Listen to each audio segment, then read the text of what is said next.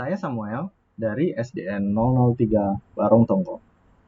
Kali ini saya akan melaksanakan pembelajaran kelas 5, tema 3, subtema yang ketiga, dan pembelajaran yang ke-5. Ini adalah identitas saya.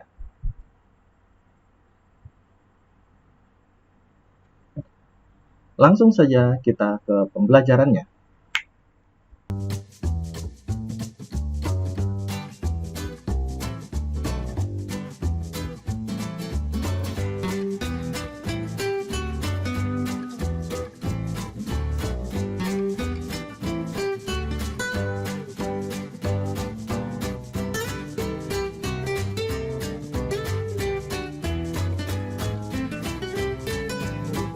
Satu, kedengaran enggak suara Pak Guru? Kedengaran, Pak. Nah, Putra sudah makan belum? Sudah makan belum? Sudah. Willy? Sudah makan, Will? Ernie? Marvel? Belum. Tian? Sudah, Tian? Sudah, Pak. Oke. Jason? Putra 2? Fitra? Sudah. Kevin? Kiven? Dwi? Firman? Sudah makan? Sudah. Kevin sama Given gimana? Sudah belum? Sudah makan belum? Sudah.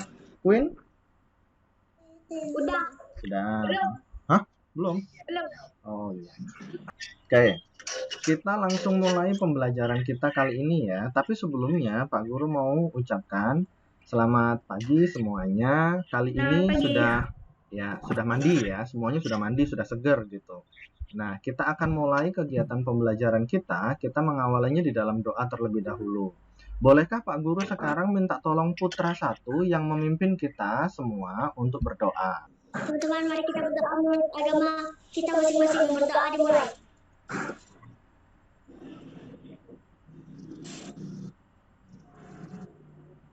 Berdoa selesai. Oke, terima kasih Putra. Sebelumnya Pak Guru masih tetap mau ingatkan ya, kalau keluar rumah tetap harus wajib menggunakan masker, harus tetap cuci tangan, harus tetap menjaga jarak, karena kita belum tahu nih COVID-nya ini nanti sampai kapan begitu ya. Jadi kita harus tetap menjaga kesehatan begitu. Nah, sama seperti yang sudah-sudah, kita akan memulai kegiatan pembelajarannya kita kali ini mulainya dengan mengingatkan kalian kembali. Kalau terakhir kemarin kita sudah pernah belajar tentang PPKN, yaitu tentang pentingnya nilai kebersamaan. Beberapa waktu yang lalu kita sudah belajar kan PPKN tentang kebersamaan itu. Jadi karena ada perbedaan-perbedaan suku, perbedaan-perbedaan makanan, perbedaan-perbedaan pakaian adat, semuanya itu harus menunjukkan kebersamaan di antara kita, bangsa Indonesia. Itu yang pertama. Kemudian tempo hari juga kita ada belajar tentang keragaman dalam pembangunan sosial budaya. Pembangunannya kan di mana-mana sudah banyak pembangunannya. Kayak di kampungnya kita masing-masing saja. Mungkin ada yang kampungnya itu bangun fasilitas untuk air bersih di kampung misalnya. Nah, itu juga sudah pernah kita pelajari. Kemudian juga bahasa Indonesia, kemarin juga sudah pernah belajar tentang iklan. Ya kan? Bagaimana caranya kita menentukan isi iklan, bagaimana caranya kita membuat iklan, kemarin sudah pernah kita pelajari itu. Nah, untuk kali ini kita akan mulai pembelajarannya. Pak Guru akan sampaikan tujuan pembelajarannya terlebih dahulu ya. Pak Guru mau tampilkan pembelajaran kita yang mau kita lakukan untuk kali ini. Kalau bisa melihat tampilannya Pak Guru, sama seperti biasa ya, jempol. Bisa lihat tampilannya Pak Guru? Tian, bisa ya. Terus Given, bisa ya. Oke, Willy, Win, ya. Ernie, bisa. Marvel, Putra 2, Fitra, Firman. Oke, ya. Terima kasih. Kita akan memulainya. Ini yang akan kita pelajari untuk kali ini ya. Kita kembali akan melanjutkan di tema 3 masih makanan sehat. Kemudian subtema yang ketiga juga belajar tentang pentingnya menjaga asupan makanan sehat. Nah, kita akan memulainya kali ini di pembelajaran yang kelima. Mikrofonnya boleh dimatikan. Kalau misalnya nanti ada pertanyaan, boleh ditanyakan ya. Dihidupkan mikrofonnya, kemudian bertanya. Nah, untuk hari ini kita akan mempelajari dua muatan pelajaran, yaitu ada pelajaran IPA dan juga bahasa Indonesia yang akan kita pelajari untuk kali ini ya. Nah, ini untuk tujuan pembelajarannya kita. Kenapa sih kita belajar hari ini? Tujuannya apa? Nah, ini yang akan kita pelajari untuk hari ini ya. Yang pertama, kalian nanti akan melakukan identifikasi. Pak Guru sudah pernah sampaikan tempo hari. Kalau identifikasi itu nanti kalian akan diminta untuk mencari tahu penyakit-penyakit apa yang berkaitan dengan organ pencernaan manusia. 4 macam penyakit yang mengganggu organ pencernaan manusia. Tapi untuk kali ini, kalian nanti akan melakukannya itu dengan melakukan wawancara. Nah, keren nggak tuh wawancara? Kalian bertindak sebagai wartawan, nanti akan melakukan wawancara. Wawancaranya dengan siapa? Boleh dengan orang tua atau boleh dengan keluarga yang ada di rumah sekarang ya. Misalnya nanti di rumah ada mama, boleh nanti ditanya ke mamanya. Nah, cara mengerjakannya bagaimana? Nanti Pak Guru akan jelaskannya itu di WA grupnya juga. Nanti petunjuknya ada di LKPD. Itu yang pertama. Yang kedua, nanti Pak Guru akan kirimkan video di WA group. Kemudian kalian nanti diminta untuk mengamati video itu dan nanti diminta untuk menentukan isi iklan. Jadi yang Pak Guru kirimkan nanti ada video tentang contoh iklan. Nah, iklannya itu seperti apa? Kalian amati videonya. Baru nanti menentukan isi iklannya bagaimana. Mengisinya di mana? Nanti semuanya ada di LKPD-nya. Jadi, mengapa Pak Guru kirimkan LKPD sama bahan ajar? Karena nanti disitulah tempat kalian mengerjakannya. Tapi kalau misalnya di LKPD-nya itu pakai tabel, pakai garis, berarti di buku tulisnya juga nanti dibuat ada garisnya. Melanjutkan ke bahan ajarnya atau materi ajarnya. Nah, ini yang akan kita pelajari untuk hari ini. Yang pertama, materinya yang Pak Guru akan ajarkan nanti adalah 4 macam penyakit yang kemarin sudah pernah. Jadi Pak Guru akan mengulang saja, tidak terlalu. Tapi nanti kita akan belajar bagaimana caranya kita mau melakukan wawancara. Ingat, orang tua atau keluarga yang hari ini mau kita wawancarai itu adalah nanti sebagai narasumber. Jadi kalian sebagai wartawan itu nanti diminta untuk melakukan wawancara. Bertanya jawab maksudnya kalau wawancara itu. Siapa yang ada di rumah? Apakah ada mama atau bapak atau kakak? Boleh nanti dijadikan narasumbernya. Dijadikan orang yang mau kita wawancarai. Nah, ini yang Pak Guru mau sampaikan. Kita langsung masuk ke materinya ya. Pertama, Pak Guru akan sampaikan materi tentang wawancara. Wawancara itu, kapan kita melakukan wawancara? Itu ada 2 jenis. Yang pertama jenisnya adalah wawancara terstruktur. Wawancara yang terstruktur itu artinya sudah terencana. Kita melakukan perencanaan sebelum melakukan wawancara. Paling tidak kita menyusun pertanyaannya apa yang mau ditanyakan nanti. Kemudian yang kedua, yang wawancara tidak terstruktur. Artinya apa? Wawancaranya itu tidak berpatokan atau tidak berpedoman pada daftar pertanyaan. Sampai di sini dulu. Satu, tentang wawancara. Apakah ada yang ditanyakan atau mungkin ada yang kurang jelas? Boleh dihidupkan mikrofonnya. Kemudian menyebutkan nama, baru pertanyaannya. Silakan. Kemudian, yang berikutnya, ini. Ada wawancara berdasarkan jenisnya. Apa saja jenisnya? 1. Wawancara bebas. Artinya, pertanyaannya itu tidak disusun, tidak ditentukan. Yang kedua, itu adalah wawancara terpimpin. Menggunakan daftar pertanyaan yang sudah disusun. Nah, nanti kalian juga akan melakukan wawancara terpimpin itu. Nah, kalian nanti boleh bertanya kepada narasumbernya atau orang tua atau keluarga yang mau diwawancarai itu dengan menggunakan daftar pertanyaan yang sudah Pak Guru berikan. Apakah boleh lebih dari itu? Boleh, silahkan. Tapi pertanyaan yang Pak Guru berikan itu adalah pertanyaan yang minimal. Kemudian yang ketiga itu adalah wawancara individu. Nah, individu ini juga yang bukan oleh perorangan, sama seperti kalian. Kalian mau melakukan wawancaranya juga sendiri kan, di rumah masing-masing. Narasumbernya apakah sama? Punyanya Erni sama punyanya Putra? Beda, ya kan? Itu maksudnya ya. Jadi wawancaranya individu atau masing-masing. Yang keempat itu adalah wawancara kelompok. Wawancara kelompok ini bisa wartawannya 1 orang, tapi yang diwawancarai banyak orang.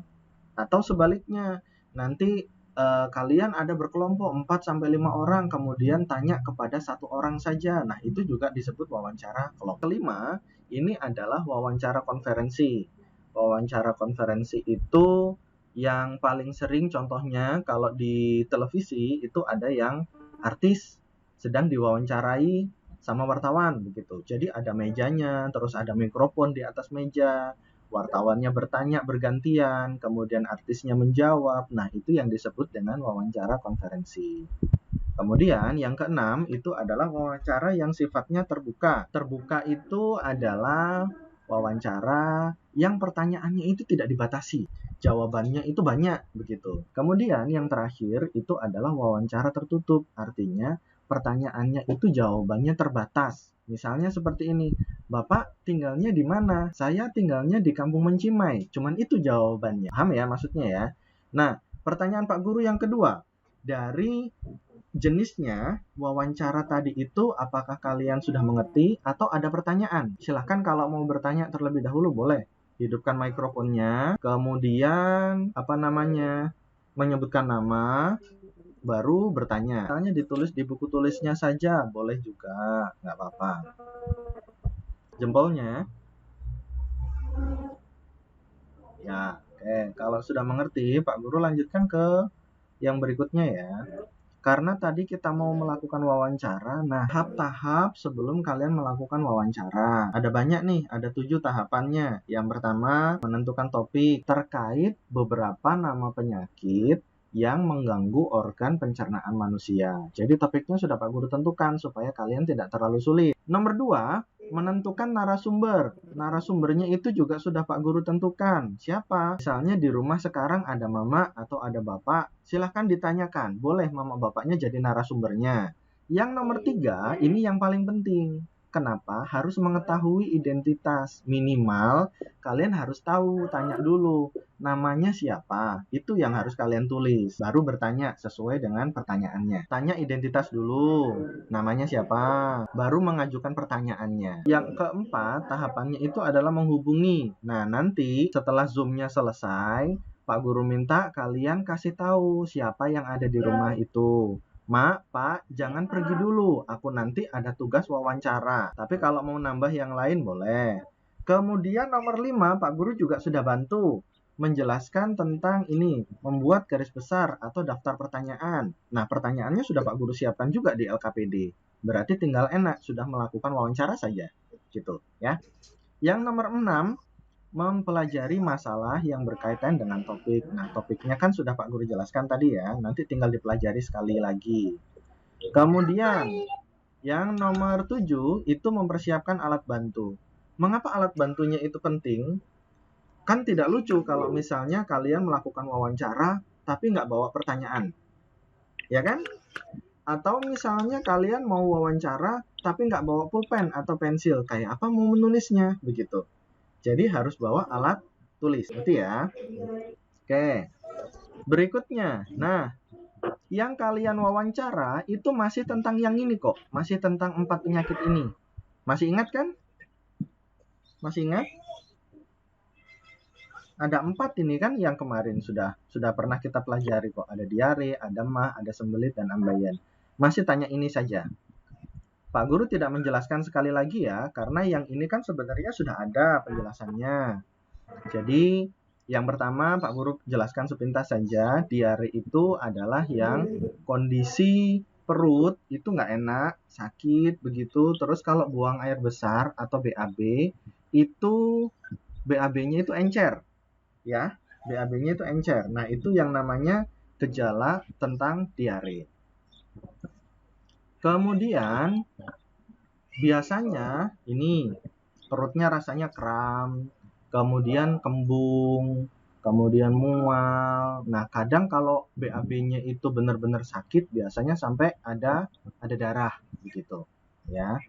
Kemudian, nah, ini penyebabnya. Penyebabnya itu kadang karena salah makan. Makanannya itu makanan yang sudah tidak sehat. Makanannya itu sudah campur dengan kena bakteri. Begitu. Kalau kena bakteri itu berarti sudah pasti tidak bersih makanannya. Nah, itulah sebabnya kenapa Pak Guru selalu mengingatkan lebih baik masak sendiri, lebih baik makan sendiri dari rumah. Itu lebih baik daripada beli atau belanja, ya. Karena kalau belanja di warung, kita tidak tahu apakah memasaknya itu sehat atau tidak, begitu. Ya. Kemudian, yang berikutnya adalah ini. Kadang ada juga orang yang kena efek samping waktu minum obat. Nah, obatnya itu bisa berefek samping, misalnya tadi, kena penyakit diare. Bisa jadi, gitu ya. Kemudian yang ketiga, itu adalah prosedur medis. Misalnya ada orang yang habis operasi. Berikutnya, Pak Guru mau lanjutkan. Tadi bicara tentang penyakitnya itu bagaimana gejalanya. Nah, yang sekarang Pak Guru akan jelaskan lagi bagaimana cara mengatasi penyakit diare itu. Yang paling sering orang tua atau bidan di puskesmas itu juga yang pertama ini, tulisannya agak nggak terlalu jelas ya. Minum banyak cairan oralit, pakai larutan gula dan garam. Kemudian dicampur dan diaduk dengan air hangat ya. Itu baru diaduk sampai larut semuanya, garam dan gulanya. Itulah yang disebut dengan cairan oralit. Pak Guru tanya ya, Erni, hidupkan mikrofonnya. Kalau Pak Guru tanya ke Feril bisa nggak kalau misalnya Pak Guru minta membuat larutan oralit sendiri di rumah? Bisa, gampang aja kan sebenarnya. Cuman gula dan garam, kemudian diaduk dengan air hangat. Iya, bisa ya. Kalau misalnya Pak Guru tanya lagi sama yang lain, misalnya Pak Guru tanya sama Kevin, ya Pak Guru tanya Kevin ya. Kevin, kalau misalnya Pak Guru minta membuat larutan oralit sendiri di rumah, kira-kira bisa tidak? Bisa. Misalnya begini, gulanya 1 sendok, garamnya 1 sendok, kemudian dimasukkan ke air hangat, diaduk sampai larut. Nah, itu sudah larutan oralitnya. Bisa kan? Bisa. Oke, terima kasih Kevin. Bisa. Bisa ya. Sebenarnya gampang kok membuat larutan oralit. Pernah minum campuran oralit. Oh, sudah pernah minum ya? Oke, nggak apa-apa. Ada garam, ada gula. Kan kalau di rumah pasti ada garam, pasti ada gula. Kan kalau air panas kan misalnya kita bisa merebus sendiri gitu, baru dimasak gitu ya, baru diaduk. Itu juga bisa. Nah, yang kedua, itu makan makanan yang sehat. Makanan yang sehat itu berarti Pak Guru sudah sampaikan juga, tidak usah terlalu sering jajan. Tidak usah terlalu sering belanja. Ya kan? Lebih baik makan yang dari rumah saja, karena masakan mama atau masakan bapak atau kalian masak sendiri itu juga lebih sehat, lebih bagus waktu kita makan daripada yang kita belanja terus. Ketiga, mengonsumsi minuman, makanan, dan suplemen probiotik. Tujuannya apa sih mengonsumsi makanan minuman itu? Kalau makannya kita teratur, kemudian banyak minum, makanannya yang di rumah itu makanan-makanan sehat, itu sudah pasti membuat badan kita atau imun, daya tahan tubuh kita itu pasti lebih kuat. Makanya kita bisa terhindar dari diare, gitu ya. Kemudian kalau sudah kena diare itu berarti hindari makanan yang bisa membuat diare itu semakin parah. Terus minum minuman berenergi. Nah, itu juga tidak bagus, apalagi minum alkohol. Itu sudah jelas tidak bagus ya. Kemudian kalau sudah kena diare itu juga makannya kecil-kecil saja. Maksudnya tidak usah sekali makan itu langsung banyak. Makannya sedikit. Nanti sebentar makan lagi sedikit begitu. Nah, kalau memang larutan oralit itu masih belum bagus, badannya, perutnya masih sakit, diarenya masih sering BAB-nya, berarti boleh juga minum obat diare. Atau bisa pergi ke puskesmas. Biasanya kalau di puskesmas itu pasti ada obat diare. Gitu ya. Sampai di sini untuk diare, ada yang masih belum paham? Ada yang mau ditanyakan? Silahkan. Willy, hidupkan mikrofonnya, Will. Nah, Pak Guru tanya ya. Ya, Pak. Willy, apakah pernah mengalami diare, Will? Pernah. Nah, diarenya itu apa yang Willy rasakan waktu kena diare itu? Perutnya bagaimana? Benar kram. Kram, oke. Terus rasa perutnya melilit nggak? Sakit betul gitu? Iya, oke. Terima kasih, Will. Silahkan dimatikan mikrofonnya ya. Pak Guru tanya ke yang lain lagi. Sekarang Pak Guru tanya ke Jason. Nah, apa yang Jason rasakan waktu kena diare dulu itu? Perutnya bagaimana?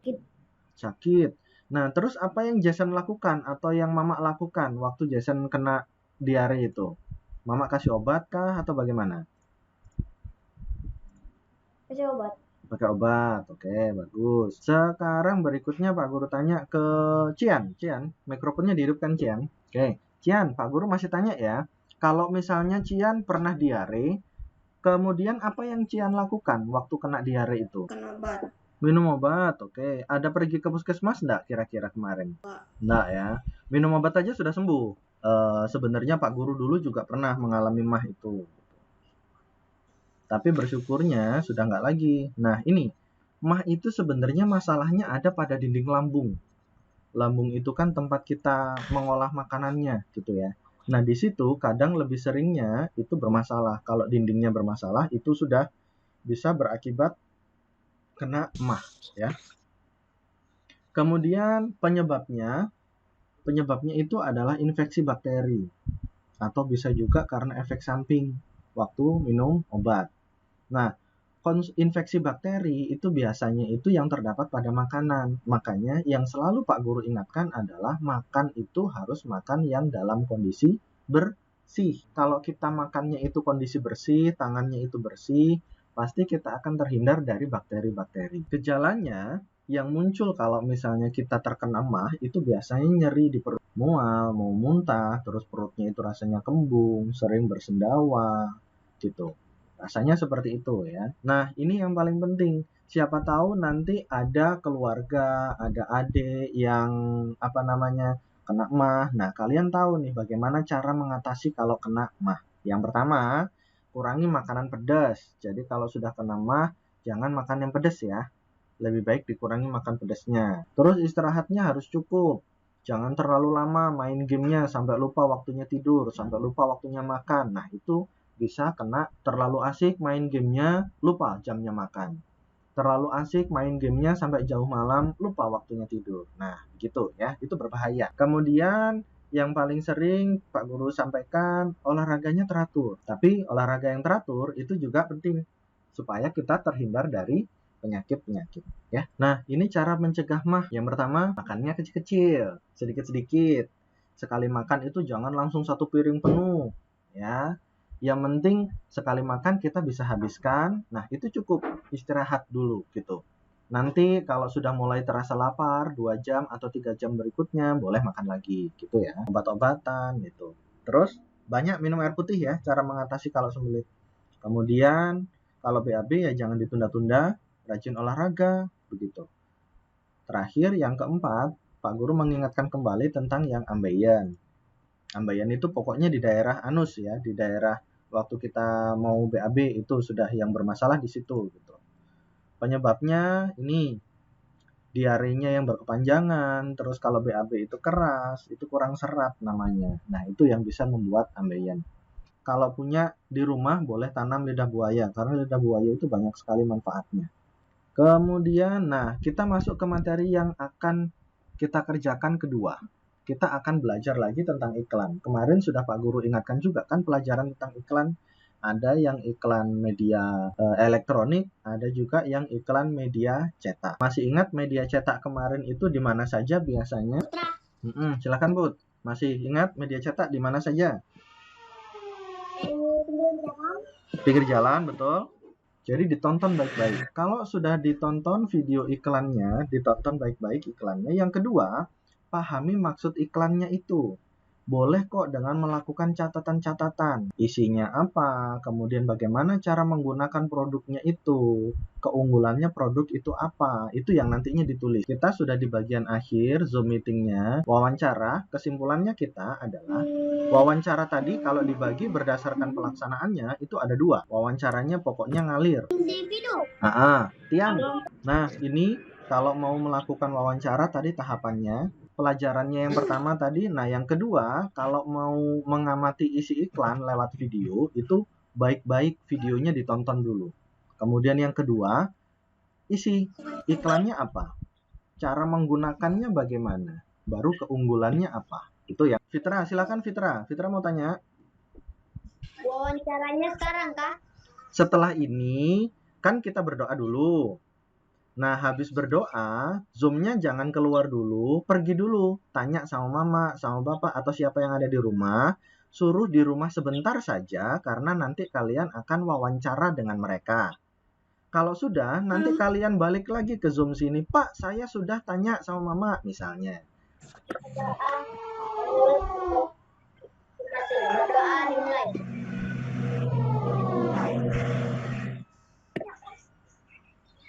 Berdoa selesai.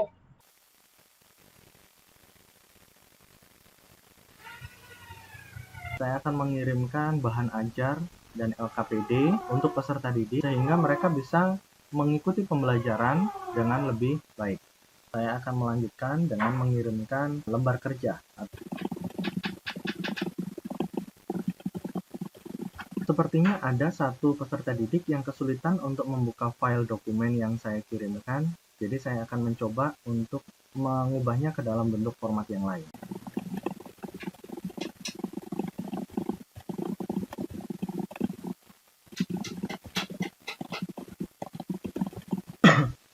Saya sudah mengirimkan file yang kedua dalam bentuk format PDF, tapi jika masih ada yang kesulitan juga, saya akan mengubahnya menjadi dalam bentuk format foto JPG, supaya mereka tetap bisa mengerjakannya dengan baik.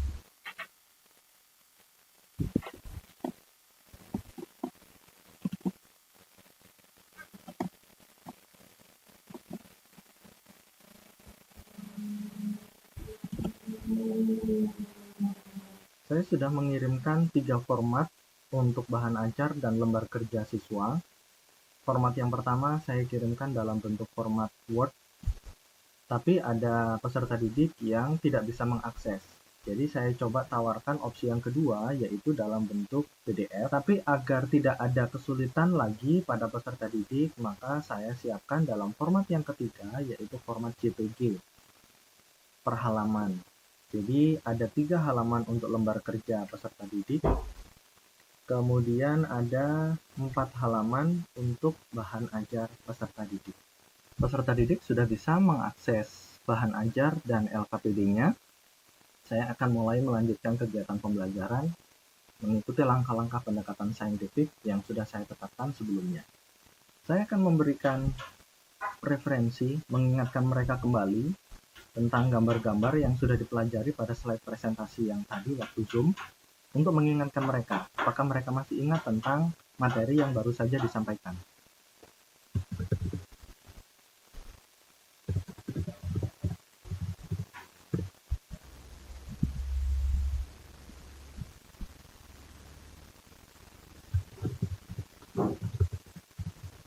Sudah mulai memasuki kegiatan menanya, dan kegiatan menanya ini berkaitan dengan mencoba, yaitu melakukan aktivitas wawancara.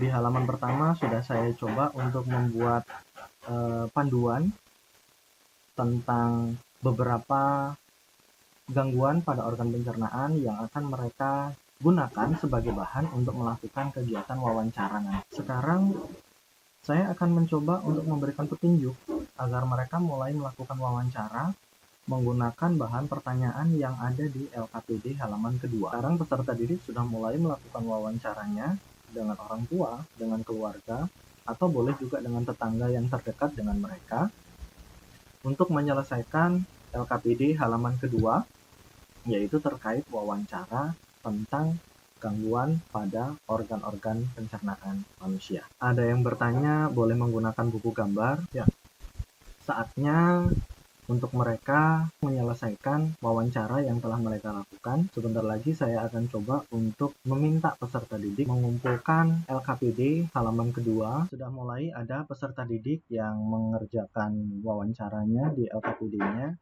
tapi di sini ada beberapa poin yang kurang. Nama respondennya tidak ditulis, jadi saya akan coba menanyakan sekali lagi nama respondennya.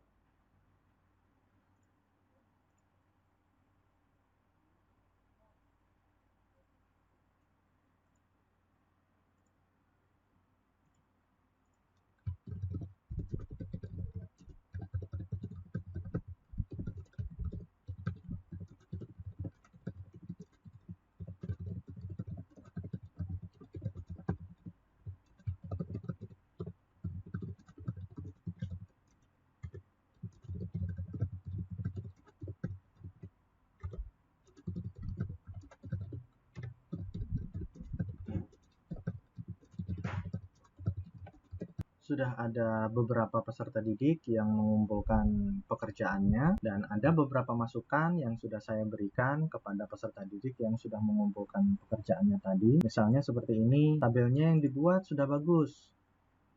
Ada batas, ada kotak-kotaknya, walaupun garisnya tidak terlalu rapi, tapi dari sini kita bisa mengetahui siapa nama respondennya, kemudian sakit yang pernah dialami itu apa, kemudian penyebabnya apa, dan yang terakhir cara mengatasinya bagaimana. Hanya saja memang dari 4 responden yang akan diwawancarai oleh peserta didik yang bernama Lizzie ini, tapi baru 1 yang sudah terlaksana. Jadi tadi saya berikan masukan untuk bisa melanjutkan wawancaranya. Oke. Kegiatan wawancara sudah mereka kerjakan, sudah ada yang mengumpulkan lembar kerjanya, walaupun ditulis di bukunya masing-masing. Sekarang saya mulai mengarahkan mereka untuk membuat simpulan di bawah tabel wawancara yang ada di LKPD tadi. Mereka membuat simpulan terkait 3 hal berdasarkan data yang mereka dapat waktu wawancara. Yang pertama adalah beberapa nama penyakit yang muncul pada saat mengalami gangguan pada organ pencernaan. Kemudian yang kedua, mereka mendapatkan informasi dari para responden yang mereka wawancarai tentang siapa-siapa, penyebab-penyebabnya bagaimana terkait sakit yang mereka alami. Dan yang ketiga adalah mereka juga mendapatkan data berdasarkan hasil wawancaranya itu tentang bagaimana cara para responden mengobati atau mengatasi gejala sakit yang mereka alami. Itu yang akan mereka buat di lembar kerja LKPD di bagian simpulan terkait hasil wawancara.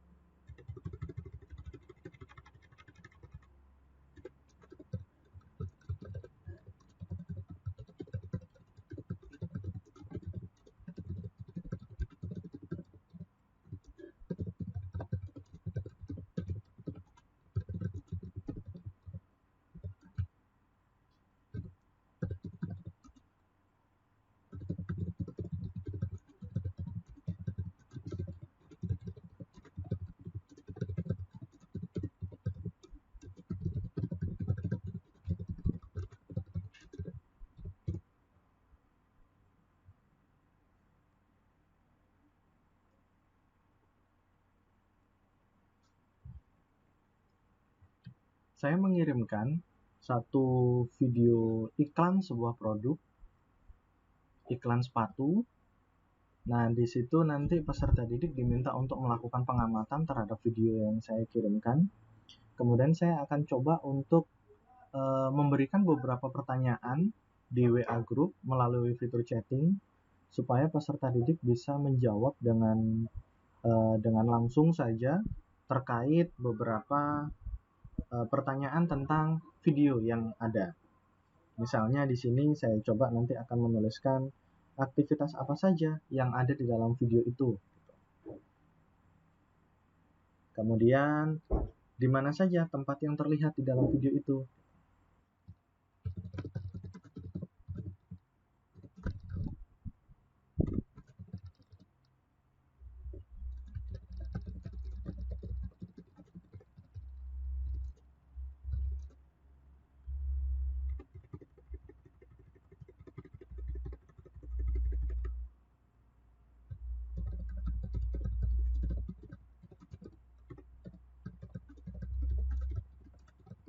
Sekarang mulai memasuki kegiatan yang kedua. Di situ saya tadi sudah mengirimkan satu video tentang salah satu iklan produk. Nah, peserta didik diminta untuk melakukan pengamatan pada iklan video itu. Saya coba memberikan beberapa pertanyaan terkait video di awal. Misalnya di sini, aktivitas apa saja yang kalian lihat di dalam video. Kemudian di mana saja tempat yang kalian lihat di dalam video itu. Dan sudah ada beberapa peserta didik yang memberikan jawabannya. Misalnya seperti ini. Keliling kota, pantai, pasar, jalan raya. Nah, sekarang saya akan melanjutkan ke aktivitas berikutnya, yaitu mereka diminta untuk mengisi atau menjawab LKPD di halaman yang ketiga. Di situ terkait dengan isi atau isi iklan. Keunggulannya apa? Bagaimana cara menggunakannya? Begitu. Pada kegiatan yang kedua ini, mereka akan mengerjakan 3 pertanyaan, menjawab 3 pertanyaan pada lembar kerja LKPD-nya berdasarkan video yang telah saya kirimkan di WA Group. Mengapa saya mengirimkan langsung video? Karena kadang jika terhubung dengan link YouTube, mereka agak kesulitan. Jadi saya siapkan 2 opsi. Bisa saya berikan dalam bentuk link YouTube saja, dan juga saya tetap mengirimkan videonya langsung di WA Group. Setelah ini, mereka akan mulai mengerjakan LKPD-nya, 3 pertanyaan. Yang pertama tadi, video iklan tersebut bercerita tentang apa. Yang kedua, bagaimana cara menggunakan produk pada iklan tersebut. Kemudian yang ketiga, keunggulan apa yang mereka dapat amati dari contoh iklan yang saya kirimkan melalui video itu. Sudah mulai ada peserta didik yang memberikan jawabannya. Saya akan coba mengecek. Terkait iklan yang sudah saya tampilkan videonya, iklan itu tentang apa? Berbicara di sini tentang iklan sepatu, oke. Kemudian bagaimana cara menggunakannya? Peserta didik ini menjawab di kaki. Ya, betul, menggunakannya di kaki. Ya. Kemudian apa keunggulannya? Keren, tahan lama, tidak mudah rusak. Itu yang mereka jawab. Oke. Saya akan mencoba menunggu beberapa jawaban yang lain jika nanti masih ada untuk perbandingannya. Sekarang saya akan membuat kesimpulan tentang apa yang sudah dipelajari hari ini, yaitu ada 2 hal. Yang pertama tadi tentang melakukan wawancara terkait beberapa penyakit yang mengganggu pada organ pencernaan manusia. Dan yang kedua, mereka menentukan isi produk iklan berdasarkan video yang sudah saya kirimkan. Ini 2 kesimpulan yang sudah saya coba buat dan mereka akan mencatat di bukunya masing-masing. Ada 2 kesimpulan seperti yang tadi saya sampaikan. Yang pertama, mereka belajar tentang melakukan proses wawancara dengan orang tua atau keluarga yang ada di dekat mereka, yang ada di rumah mereka. Kemudian yang kedua, mereka juga belajar tadi melakukan pengamatan terhadap produk iklan. Di bagian akhir pembelajaran, saya memberikan penguatan, kemudian menyampaikan informasi untuk kegiatan belajar mengajar pada pertemuan berikutnya lagi. Di pertemuan berikutnya, kita akan kembali belajar di tema 3, subtema 3, kemudian melanjutkan pembelajaran yang ke-6, karena di hari ini pembelajaran yang ke-5. Pembelajaran yang ke-6 pada pertemuan berikutnya itu berbicara tentang merancang iklan elektronik dan mendemonstrasikan iklan. Kemudian yang kedua, PPKN-nya itu juga menyebutkan pentingnya keanekaragaman dan menguraikan contoh cerita tentang arti pentingnya memahami keanekaragaman. Dan yang terkait SBDP, di sini nanti akan mengidentifikasi langkah-langkah dalam membuat karya seni rupa daerah dan mempresentasikannya.